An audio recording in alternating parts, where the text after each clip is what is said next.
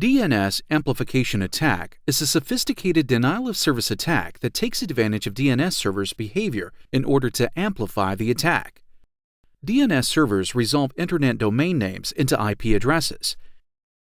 In order to visit the website www.example.com, a computer must find out the IP address of example.com. Therefore, the computer, known as the DNS resolver, sends a DNS query to a DNS server asking, "What is the IP address of www.example.com?" If the local DNS server knows the answer, it replies to the DNS resolver with the IP address 192.0.43.10.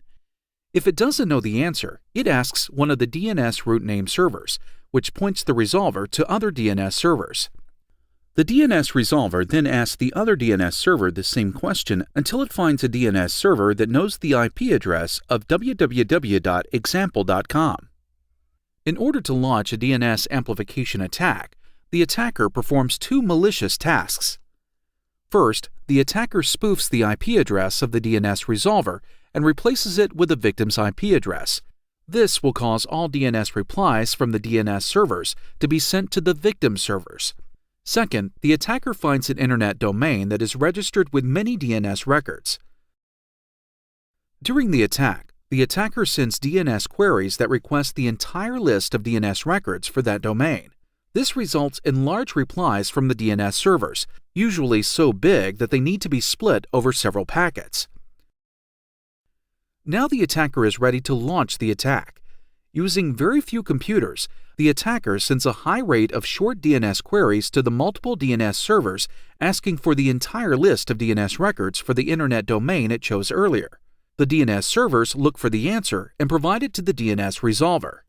However, because the attacker spoofed the IP address of the DNS resolver and set it to be the IP address of the victim, all the DNS replies from the servers are sent to the victim. The attacker achieves an amplification effect because for each short DNS query it sends, the DNS servers reply with a larger response, sometimes up to 100 times larger. Therefore, if the attacker generates 3 megabytes per second of DNS queries, it is actually amplified to 300 megabytes per second of attack traffic on the victim. The victim is bombed with a high rate of large DNS replies where each reply is split over several packets. This requires the victim to reassemble the packet, which is a resource-consuming task, and to attend to all of the attack traffic. Soon enough, the victim's servers become so busy handling the attack traffic that they cannot service any other request from legitimate users, and the attacker achieves a denial of service. Want to know how to protect your online business from DNS amplification attack? Contact Radware today.